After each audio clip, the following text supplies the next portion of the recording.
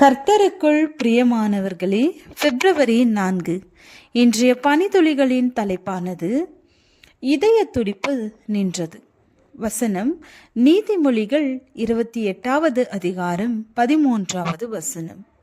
தன் பாவங்களை மறைக்கிறவன் வாழ்வடைய மாட்டான், அவைகளை அறிக்கை செய்து விட்டு விடுகிறவனோ இரக்கம் பெறுவான்.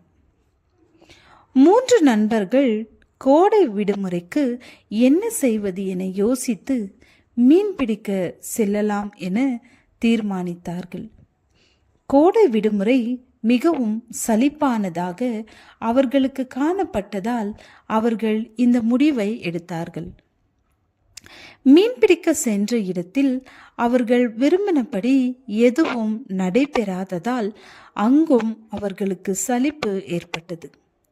வேறு என்ன செய்யலாம் என மூவரும் யோசித்தார்கள். விறுவிறுப்பாக ஆர்வத்தை தூண்டக்கூடிய ஒரு விளையாட்டை விளையாடலாம் என தீர்மானித்தார்கள். அந்த விளையாட்டு என்னவென்றால், அவர்களுடைய வாழ்க்கையில் செய்த மிகப்பெரிய பாவம் என்ன என்பதை அறிக்கை செய்ய வேண்டும். மூவரும் அறிக்கை செய்யக்கூடியதை வேறு யாரிடத்திலும் கூறக்கூடாது என்கிற உத்தரவாதத்துடன் அந்த விளையாட்டை தொடங்கினார்கள்.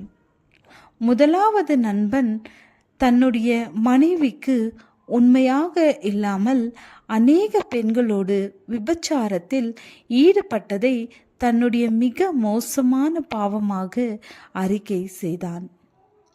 எவ்வளவோ முயற்சி செய்தும் அதை என்னால் விட முடியவில்லை என கூறினார். அந்த பாவத்தை தற்போதும் செய்து வருவதாக கூறினார். இரண்டாவது நண்பர் அவருடைய மிகப்பெரிய பாவத்தை பின்வருமாறு அறிக்கை செய்தார். என்னுடைய அலுவலகத்தில் அநேக முறை நான் பணத்தை கையாடல் செய்திருக்கிறேன். பணத்தை எடுக்கக்கூடாது என எவ்வளவோ முயற்சி செய்தும் பண ஆசை என்னை விடவில்லை. இதுவே நான் செய்த மிக மோசமான பாவம். இப்போதும் அதை செய்து வருகிறேன் என கூறினார். இவற்றை எல்லாம் கேட்ட பிறகு மூன்றாவது நண்பர் சொன்னார், என்னுடைய வாழ்க்கையில் நான் எவ்வளவோ முயற்சி செய்தும் என்னால் விட முடியாத மிக மோசமான ஒரு பாவம் என்னவென்றால், மற்றவர்கள் என்னிடத்தில் சொல்லக்கூடியதை உடனடியாக எல்லோரிடத்திலும் பரப்புவது என்னுடைய மிக மோசமான பாவம் என்றார்.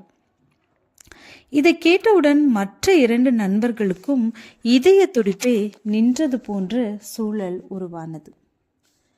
பிரியமானவர்களே, நம்முடைய தேவனாகிய இயேசு கிறிஸ்து நாம் அறிக்கை செய்யக்கூடிய பாவங்கள் அனைத்தையும் சமுத்திரத்தின் ஆழத்தில் போட்டுவிடக்கூடியவராக இருக்கிறார். பாவ அறிக்கை செய்யக்கூடியவர்களுடைய பாவத்தை அவர் மீண்டும் நினையாதவராக இருக்கிறார். நாம் தேவனிடத்தில் அறிக்கை செய்த பாவங்களை அவர் நினையாதபடிக்கு விட்டுவிடுவது போல நாமும் விட்டுவிட்டு தேவனுக்கு பிரியமாக வாழ்வோம். ஜெபம்.